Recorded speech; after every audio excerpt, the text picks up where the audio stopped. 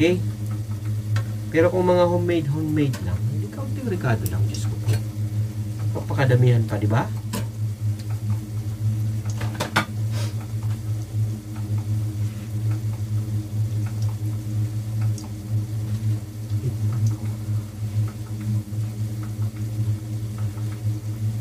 Dati kasi yung niluluto ko yung beef.